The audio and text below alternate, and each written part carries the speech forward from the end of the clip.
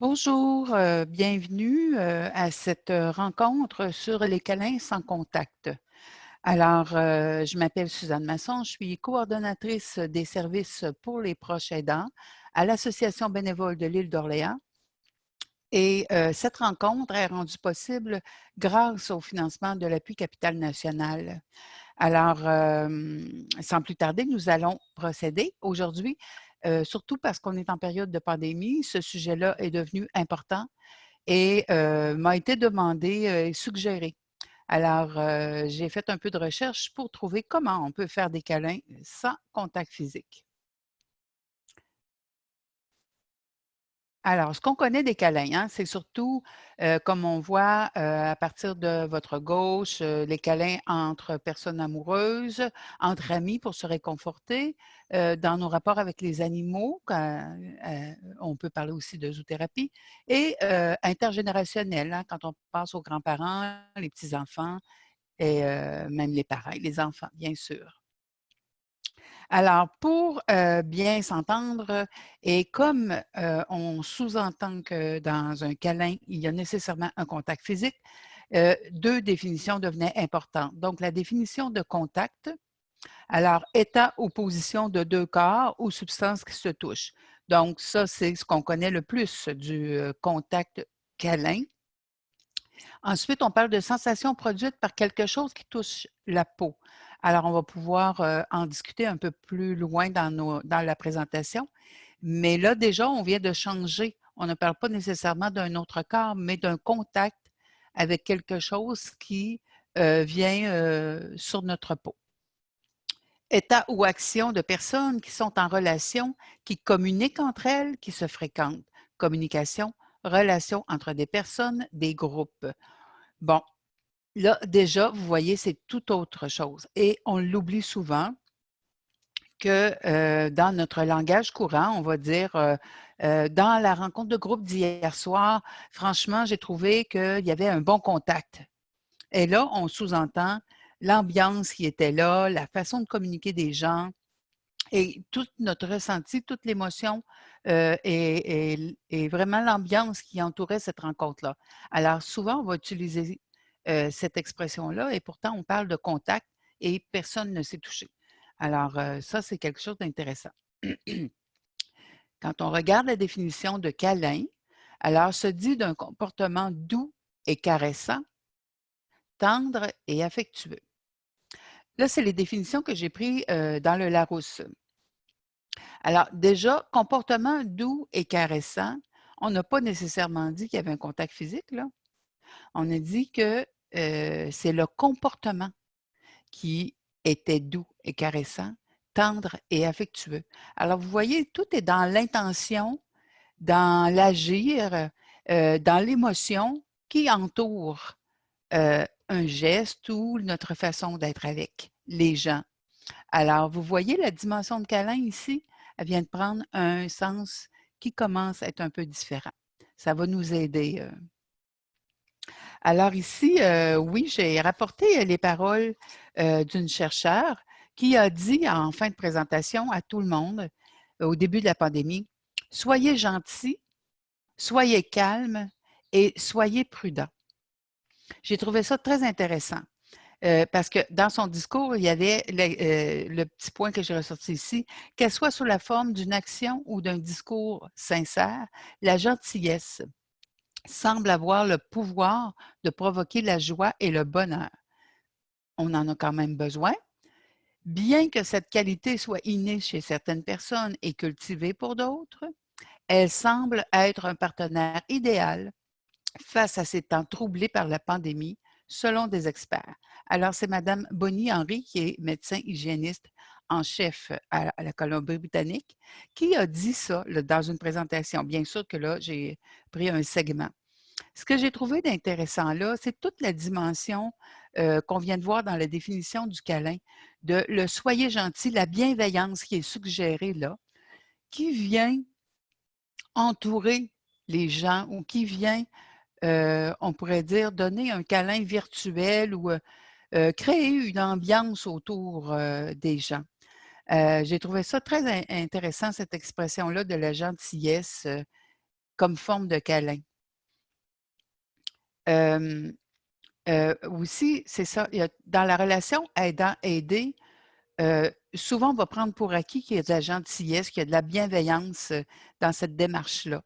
Mais autant pour l'aidant que pour l'aider, ça peut être une démarche de nécessité.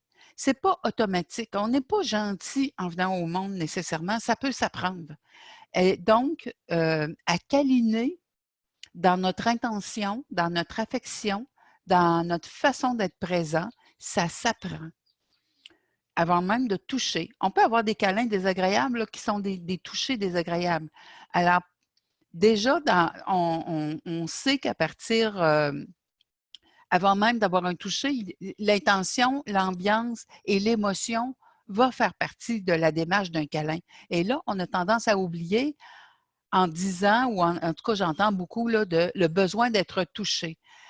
Bien, être touché, ça peut être par les émotions, ça peut être par justement des paroles bienveillantes, ça peut être par des gestes qui sont posés qui ne nous touchent pas physiquement, mais émotivement, et ça va permettre de vivre un équivalent du câlin. Et on va voir comment ça fait même réagir au niveau des hormones. Votre corps, lui, il ne va pas faire la différence du toucher physique si tout est autour.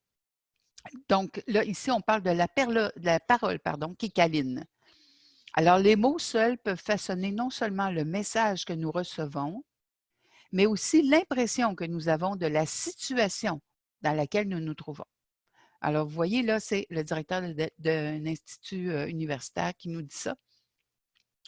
J'ai trouvé ça très intéressant parce que je vais vous amener là-dessus. Le choix des mots, le ton de la voix, ça peut donner, c'est ce qui peut créer l'effet chaleureux avant même qu'il y ait un câlin physique. Donc, on peut déjà créer le câlin par la parole, par l'ambiance qu'on va y mettre, par l'émotion qu'on va vouloir communiquer là-dedans. Et en plus, ce que ce chercheur-là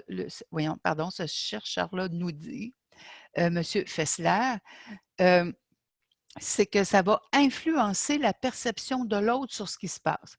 Alors, quand on pense à un aidant et un aidé, un parent, un enfant, même dans une relation de deux personnes, peu importe s'il y a une responsabilité de un envers l'autre ou un rapport d'autorité, toute l'ambiance qui est autour va donner une empreinte,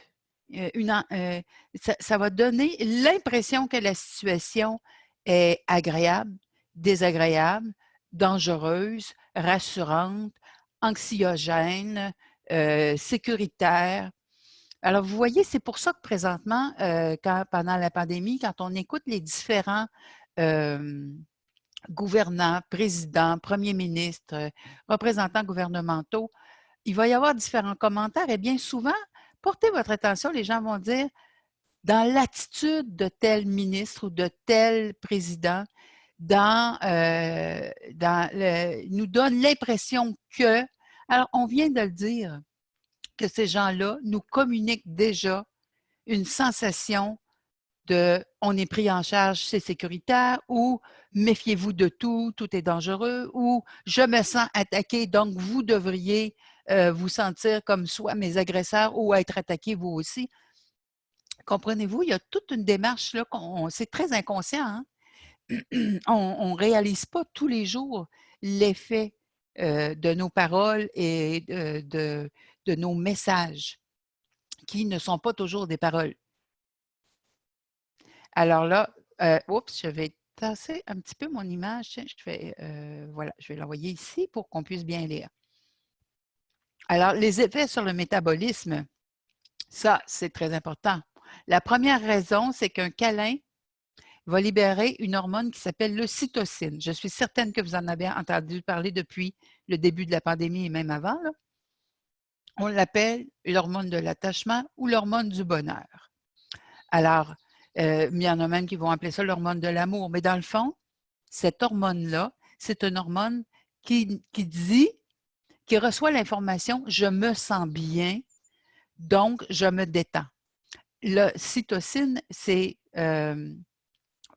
c'est vraiment, dès qu'elle est sécrétée dans notre corps, elle va amener la sensation de détente, va faire que vos épaules vont se détendre, vous allez vous sentir dans une bonne ambiance, dans une bonne émotion et tout votre système nerveux va un petit peu lâcher sa garde pour dire « OK, tout va bien ». C'est ça que ça fait l'ocytocine. Alors, c'est produit par le cerveau. Elle a un effet d'apaisement, engendre une sensation de bien-être immédiat. C'est bien mieux qu'un médicament. Hein? Et bien évidemment, le cas lors d'un câlin, mais ça peut être aussi, regardez, ça peut se produire lorsque vous êtes allongé sur une plage au soleil ou que vous méditez. Finalement, dans toutes les situations, pensez juste quand vous êtes très fatigué, que vous arrivez à votre lit, que vous vous installez et que là, vous faites « Oh, qu'on est bien dans un lit ». Vous venez de libérer de l'ocytocine. Puis, faites attention, l'ocytocine, ce n'est pas une hormone d'excitation, c'est une hormone de détente qui dit « Enfin, je suis dans un havre de paix, je suis bien ». C'est pour ça que c'est relié avec la méditation et tout. Puis, vous voyez, on indique ici, c'est l'antagoniste de l'hormone du stress, qui est la cortisone. La cortisone nous dit « Méfie-toi, fais attention, sois alerte », alors que l'ocytocine, qui est son contraire, nous dit « Détends-toi, tout va bien, tu as fait ce que tu avais à faire, on passe à d'autres choses, on relaxe ». Alors ça, c'est important, surtout parce que il y a un besoin réel de câlin chez l'être humain pour favoriser le développement. Mais puisqu'on est en train de voir d'autres dimensions au câlin, le câlin verbal, le câlin de l'ambiance, le câlin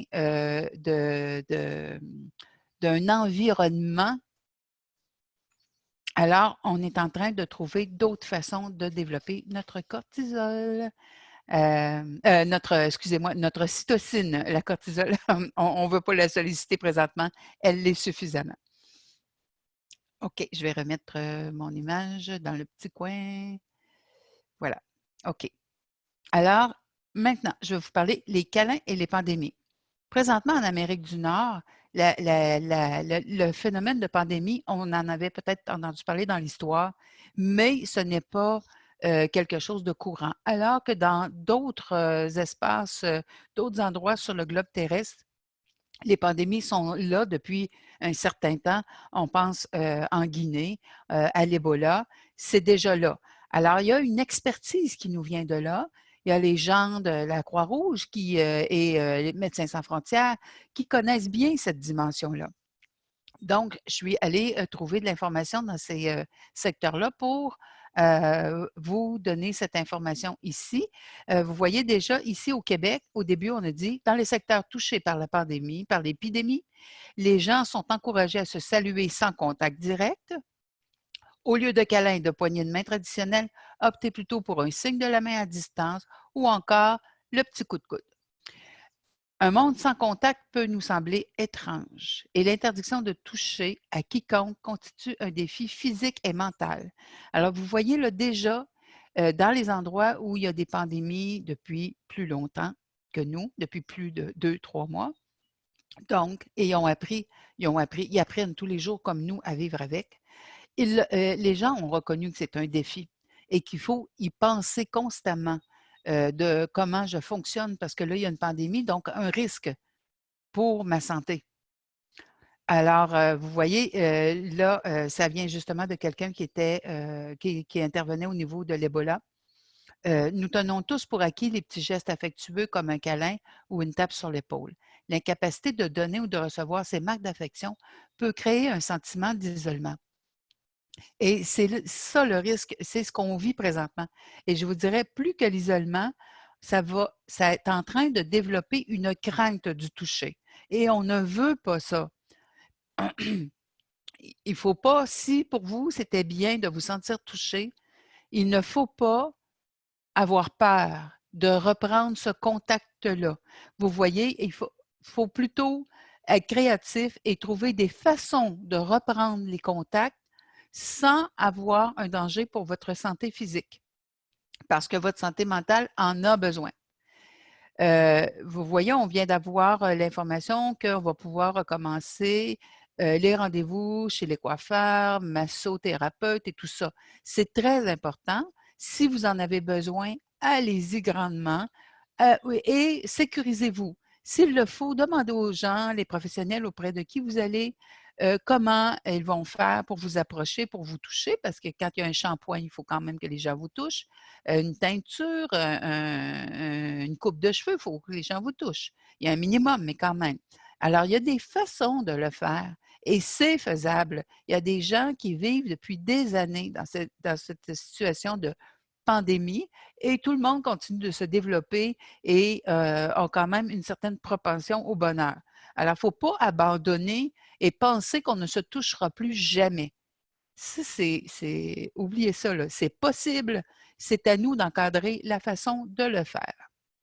Je vais juste vérifier si je n'oublie pas de vous dire certaines choses. Ah oui, d'ailleurs, pensez à certaines cultures, certains milieux de vie où les gens ne se touchent pas. Je pense au Japon où les gens se touchent très peu, les poignées de main, c'est pas courant, les câlins,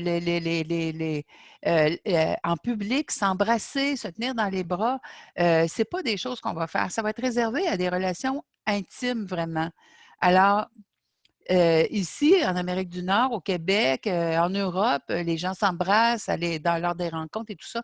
Peut-être qu'il faut apprendre à modifier ça et choisir les moments et les gens et les façons de le faire.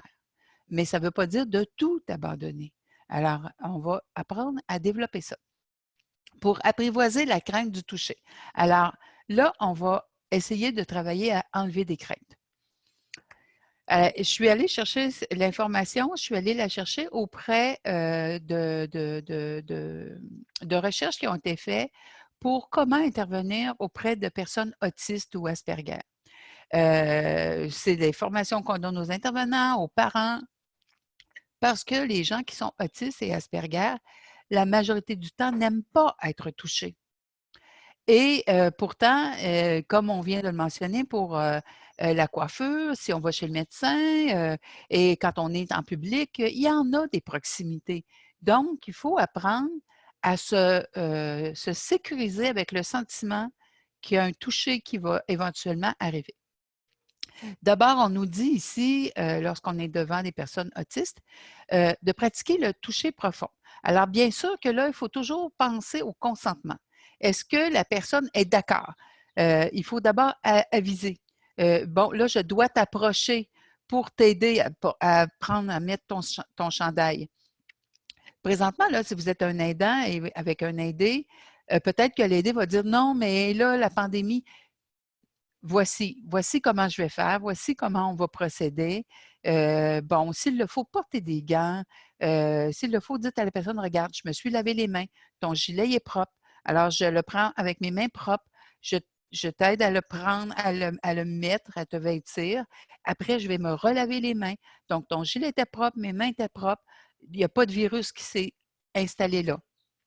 Le virus, présentement, le virus qui nous habite, qui cohabite avec nous plutôt, n'aime pas le savon, n'aime pas, ça le fait glisser. Alors, vous voyez, c'est quand même une méthode simple. Et un toucher profond, quand on touche fermement, c'est très différent du toucher d'effleurement.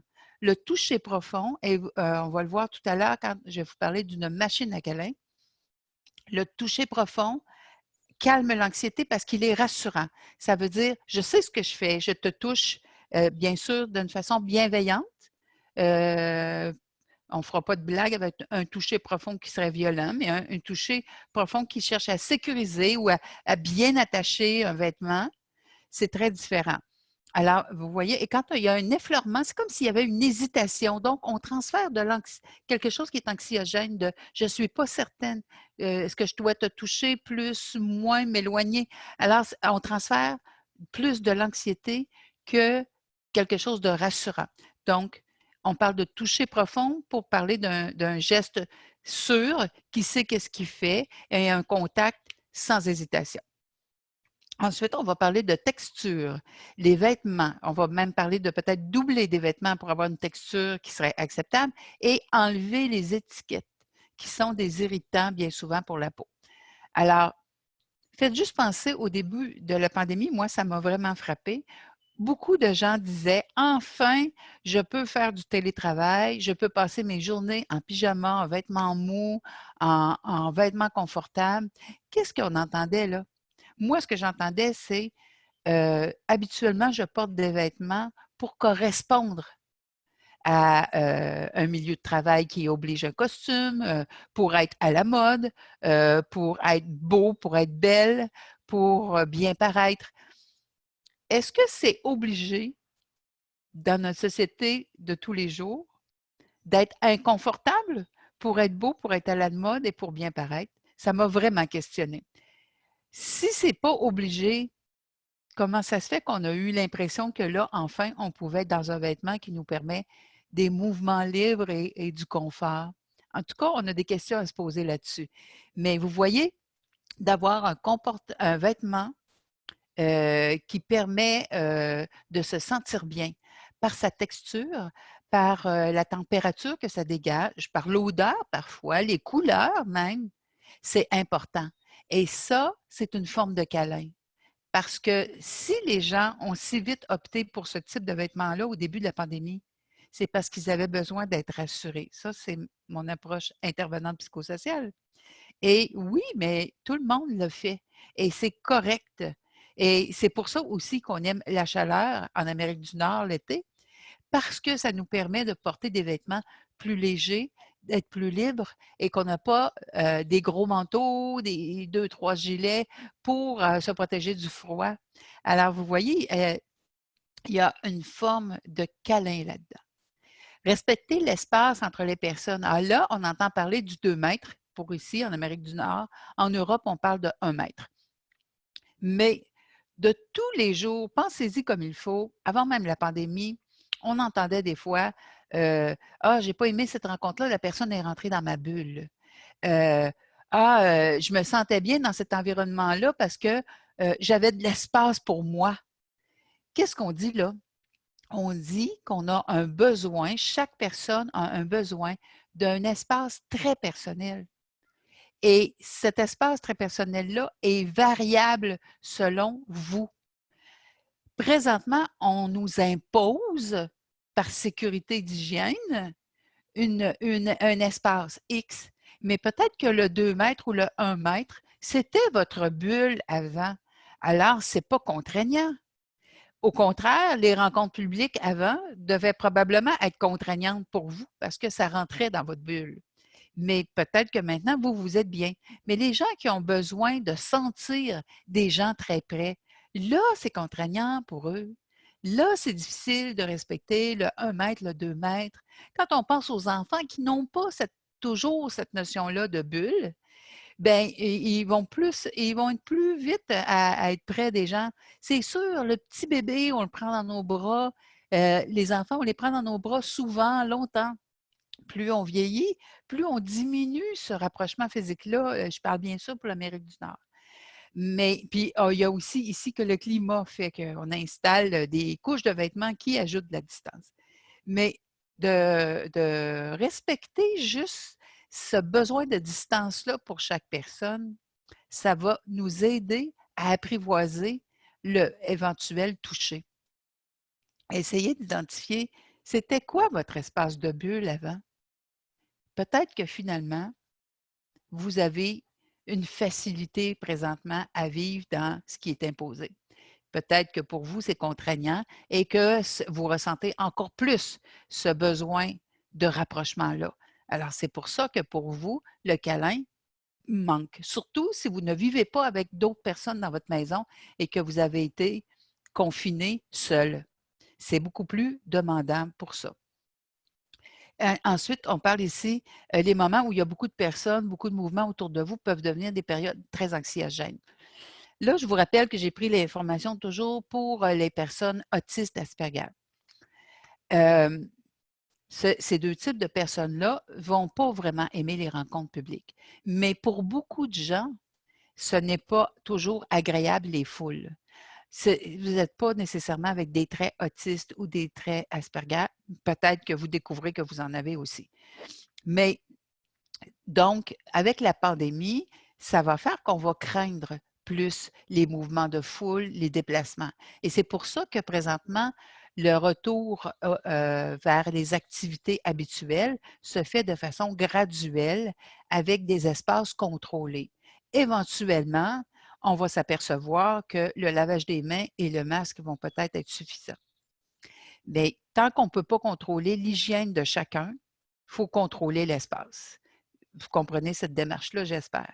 Ça veut dire que tout à l'heure, dans un certain temps, et là, je ne donne pas une autorisation, là, entendez-moi bien, mais quand on va s'assurer que tout le monde a un contrôle sur l'hygiène de leurs mains et le port de masque ou de protection faciale, qu'est-ce qui va empêcher les câlins? Très peu de choses. Alors, ne commencez pas à fabriquer des scaphandres tout de suite. Alors, n'ayez pas crainte au futur. Ah, l'autocâlin.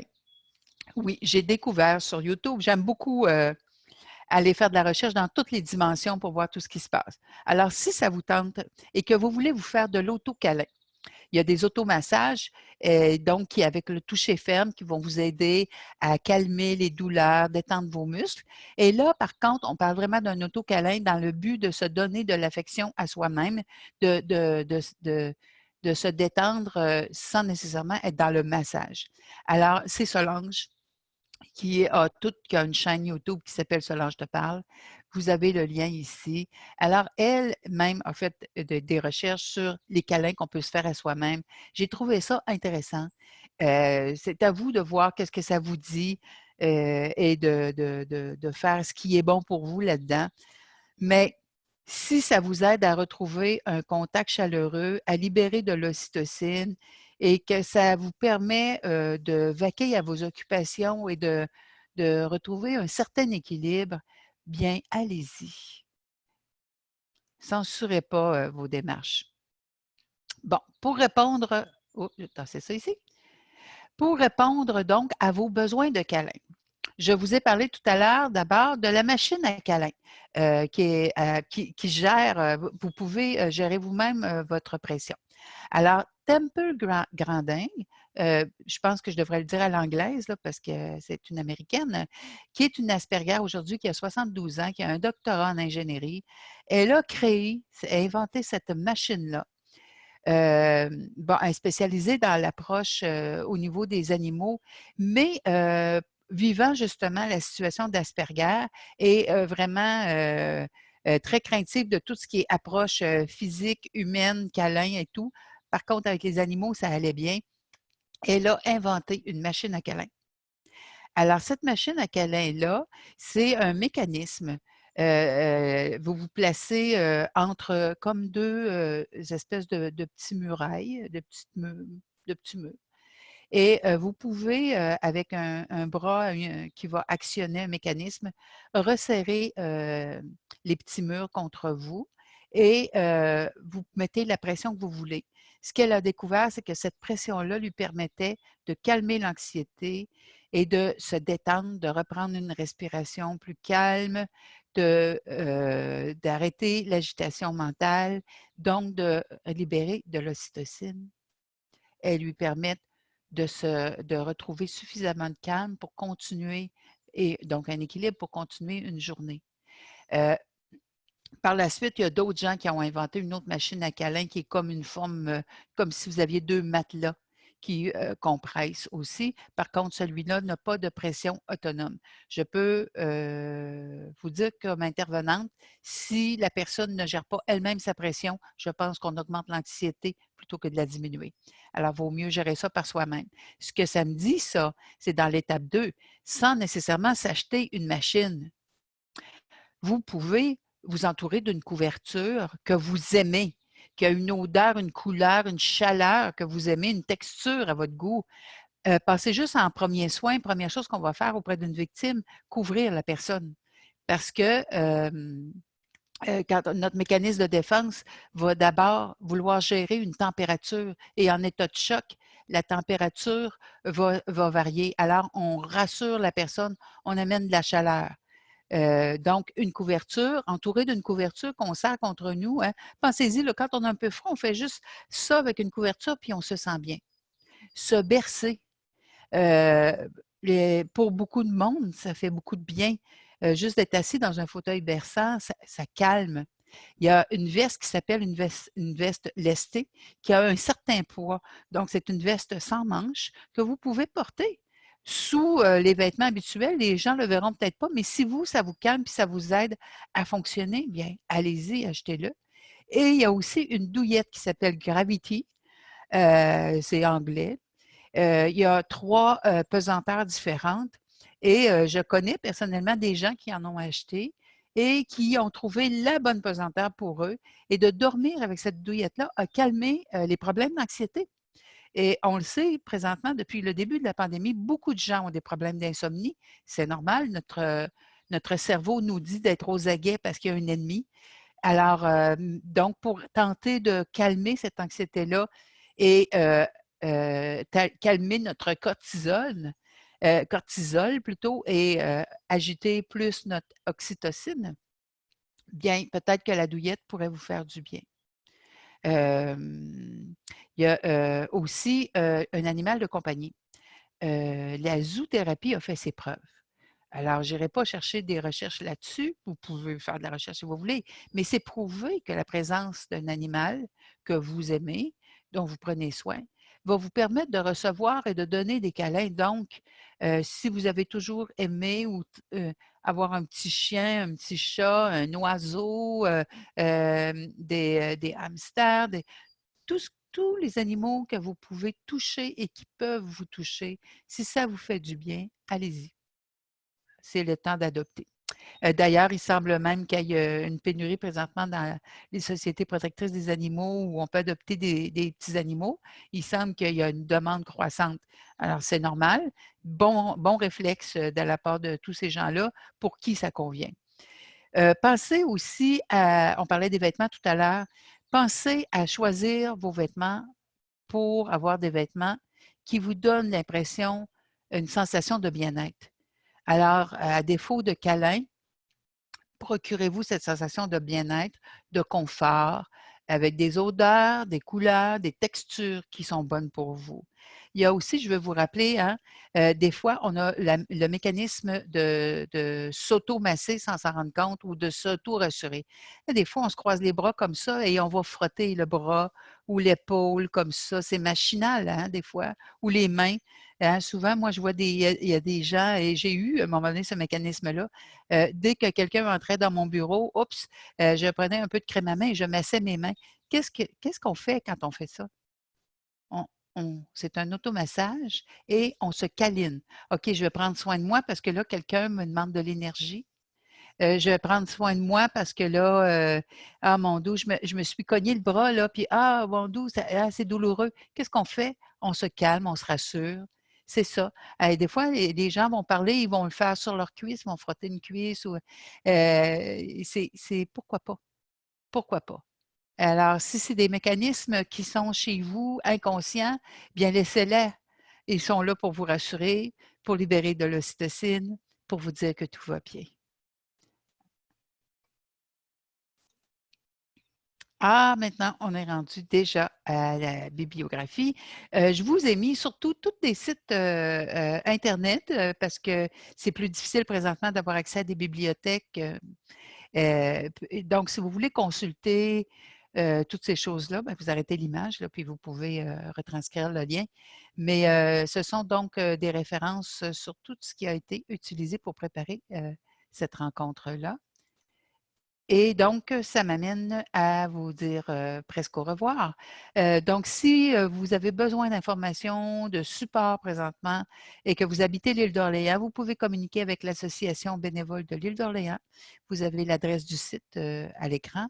Vous avez aussi mon adresse, courriel. Si vous avez des suggestions de sujets, s'il y a des choses dont vous voulez entendre parler, vous avez des questions, ça va me faire plaisir. Donc, vous pouvez m'écrire coordo@bioorléans.ca. Et aussi, je trouve important de vous mentionner que cette présentation est rendue possible grâce au soutien financier de l'Appui Capital National et que l'Appui Capital National a aussi un service qui s'appelle InfoAida. Alors que vous soyez partout dans la province de Québec, vous pouvez communiquer avec la ligne InfoAida, le 1-855-852-7784 qui est au bas de l'écran ou aller sur leur site Internet. Vous avez des services pendant la période de pandémie, 7 jours sur 7, de 8 heures le matin à 8 heures le soir.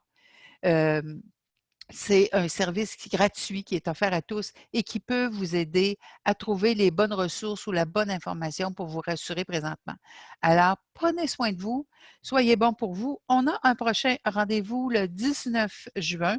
Je vais vous parler de la patience, puisqu'on doit apprendre à développer cela aussi. Alors, on va tellement être des bonnes personnes après la pandémie. Mais voilà, donc sur un peu d'humour, prenez soin de vous, prenez le temps de rire, de prendre du soleil, de vous faire du bien. À bientôt. Au revoir.